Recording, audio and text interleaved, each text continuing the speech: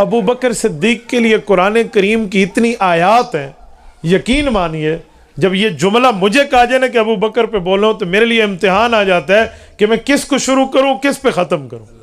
यकीन मानिए अल्हम्द वन्नास अबू बकर आपको अक्सर आयात में नजर आएगा, अक्सर मकान, और ऐसे ऐसे सीगा आए अल्फाज में कि वो सीगा क़यामत तक अबू बकर की हालत ईमानी पर दलालत करते हुए नजर आते थे। मैं एक आयत उठा रहा हूँ जो मैंने पढ़ी है, सूरतुल लैल, ये सूरत नंबर 92 है, सूरत नंबर 92 है, 30वें पारे की सूरत है। रब्बे करीम ने इसमें दो शख्सियात का जिक्र किया है, एक वो जो अतका है, एक वो जो अशका है। अशका कहते हैं बड़ा बदबख्त और अतका कहते हैं बड़ा तकवे वाला। अशका से मुराद वलीद बिन मुगीरा जैसा काफिर है, और अतका सबसे बड़ा तकवे वाले से मुराद हजरत अबू बकर सिद्दीक है। ला यस्लाहा इल्लल अशका वसयुजन्नबुहल अतका, दोनों लफ्ज़ अल्लाह ने यहाँ फरमाए।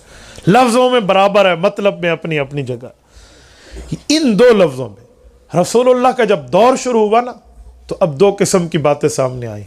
अबू बकर ने माल के दरवाजे खोले पैगंबर और अल्लाह की रज़ा के लिए, और वलीद बिन मुगीरा मालदार ने खुद अपना माल भी रोका और लोगों को भी रोकना शुरू किया कि न देना न देना न देना। तो रब्बे करीम ने कुरान करीम में ये आयत उतारी और यूँ शुरू की, वल्लैलि इज़ा यग़शा वन्नहारि इज़ा तजल्ला वमा खलक़ ज़कर वल उन्सा इन्न सअयकुम लशत्ता। ये चार लफ्ज़ों में अबू बकर और वलीद बिन मुगीरा के किरदार को रोशन किया गया।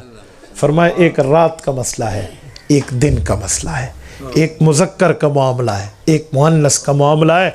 इन्न सअयकुम लशत्ता, ये चारों चीज़ें अलग अलग हैं। क्या मतलब? कुफर अंधेरे में है, इस्लाम रोशनी का नाम है। ठीक है, कुफर की हैसियत नीचे है और इस्लाम की हैसियत ऊपर है।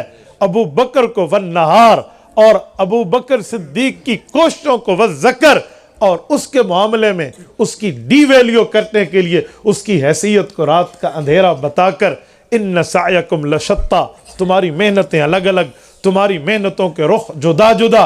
अल्लाह होगा क्या? फरमाया फअम्मा मन आता वत्तका वसद्दक़ बिल हुस्ना फसनुयस्सिरुहु लिल युस्रा व अम्मा मन बखिला वस्तगना वकज़्ज़ब बिल हुस्ना फसनुयस्सिरुहु लिल उसरा। तीन तीन लफ्ज उनके लिए उतारे। फरमाया अबू बकर आता, ये माल देता है, वत्तका, अल्लाह से फिर भी डरता रहता है।